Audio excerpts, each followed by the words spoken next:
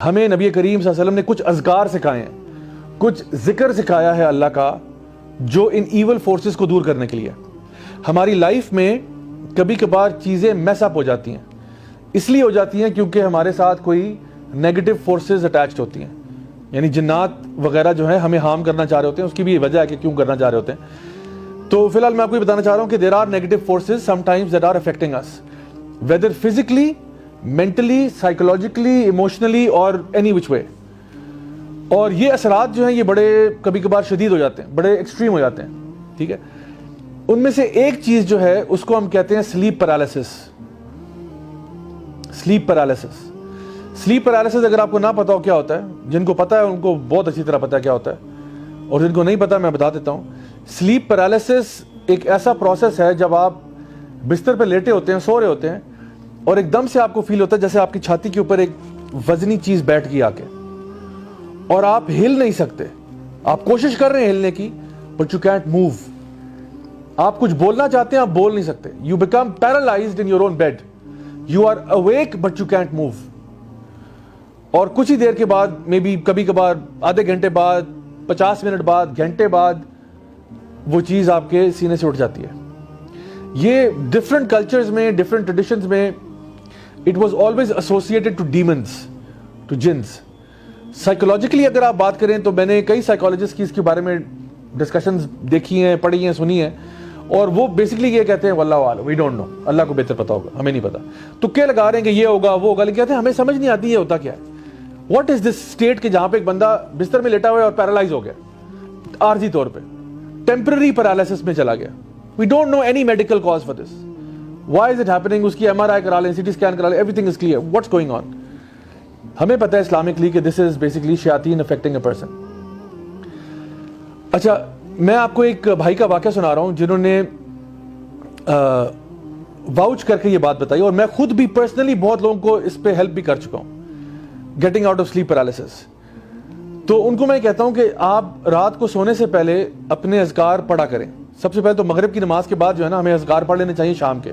اس میں کچھ اذکار جس طرح آیت الکرسی ہے, جیسے 4 کل ہیں, ان میں سے 3 کل اسپیشلی قل هو اللہ احد, قل اعوذ برب الفلق, قل اعوذ برب الناس پڑھ کے ہاتھوں پہ بلو کرنا اور پھر اپنے پورے جسم پر رب کرنا. یہ نبی کریم صلی اللہ علیہ وسلم رات کو سونے سے پہلے 3 دفعہ کرتے تھے. اور سورۃ البقرہ کی آخری 2 آیات جو ہیں آپ صلی اللہ علیہ وسلم نے فرمایا یہ تمہارے لیے ہر چیز کی پروٹیکشن کے لیے کافی ہیں. پھر کچھ اور اذکار ہیں, مثلاً کہ بسم اللہ الذی لا یضر مع اسمہ شیء فی الارض ولا فی السماء وهو السمیع العلیم. ایک اور ذکر ہے اعوذ بکلمات اللہ التامات من شر ما خلق. ایک اور ہے اعوذ بکلمات اللہ التامہ من کل شیطان وہامہ ومن کل عین لامہ. یہ سارے اذکار آپ کو بائی دا وے حصن المسلم میں مل جائیں گے.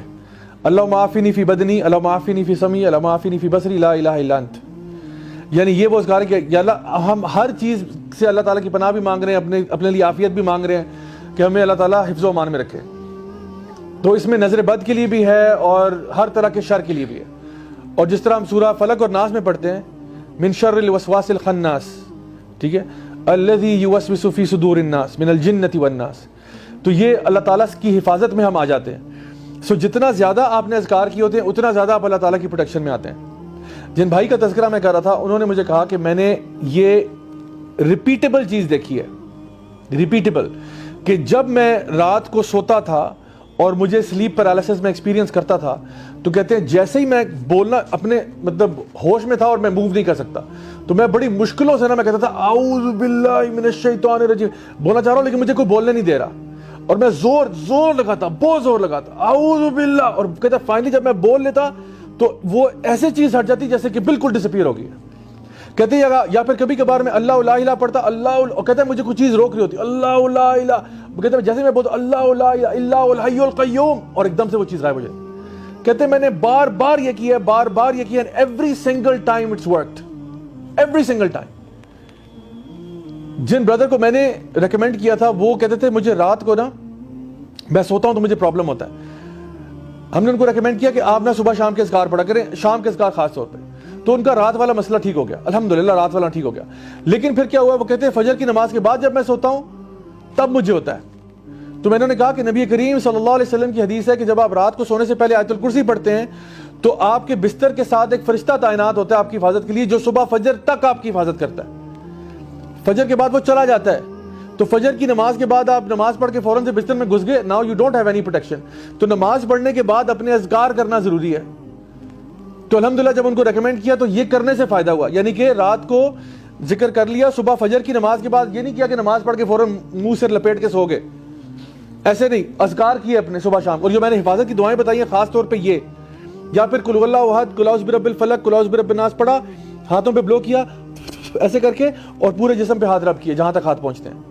3 دفعہ یہ پروسیس کیا, الحمدللہ نو پرابلم آفٹر دیٹ. سو میں آپ کو بتا رہا ہوں کہ یہ جو اذکار بتائے گئے ہیں یہ آپ کی حفاظت کے لیے. ایک تو ویسے ہی اللہ کا ذکر اکبر ہے, وَلَا ذِكْرُ اللَّهِ اکبر, وہ تو ویسے ہی ہے.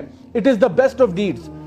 It is the deed that will raise your ranks the most. It is better than spending gold and silver in the path of Allah.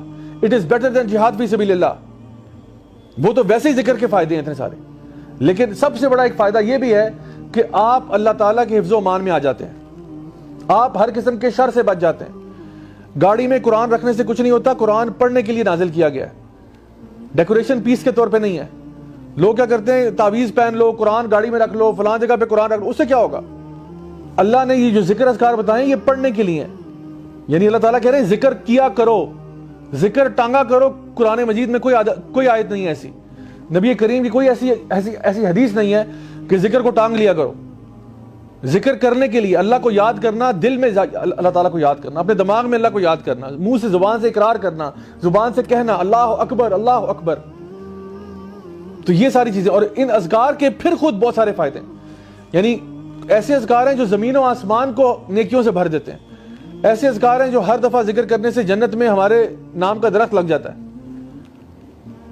لا حول ولا قوت الا باللہ پڑھنا, سبحان اللہ و بحمدہ, سبحان اللہ العظیم پڑھنا, الحمدللہ کہنا, سبحان اللہ کہنا, یہ سارے اذکار ہیں. تو جب انسان ویسے ہی فارغ بیٹھا ہو کبھی, تو بجائے کہ فوراً سے ہاتھ ہمارا فون کی طرف جائے اور ہمیں خواہ اسکرولنگ شروع کر دیں, اللہ کو یاد کر لو تھوڑی دیر کے لیے. میں یہ نہیں کہہ رہا کہ بیٹھ کے اب آپ سارا دن یہی کریں, لیکن چلو 5-10 منٹ تو نکل ہی آتے ہیں نا. ڈے ٹو ڈے لائف کے اندر آپ کہیں ویٹنگ روم میں بیٹھے ہوئے ہیں, ڈاکٹر کو جو ہے نا دکھانے کے لیے گئے تھے, ویٹنگ لاؤنج میں بیٹھے ہوئے ذکر کر رہے ہو اللہ کا. کسی کو ملنے کے لیے گئے, کہہ رہے ہیں جی ویٹ کرے, ابھی باس اندر ہیں 5 منٹ میں آتے ہیں, اللہ کا ذکر کر لو, شاید اسی میٹنگ میں برکت ڈال دے اللہ تعالیٰ. سو کیپ ان مائنڈ کہ یہ جو اللہ تعالیٰ کا ذکر ہے نا یہ بہت بڑی چیز ہے.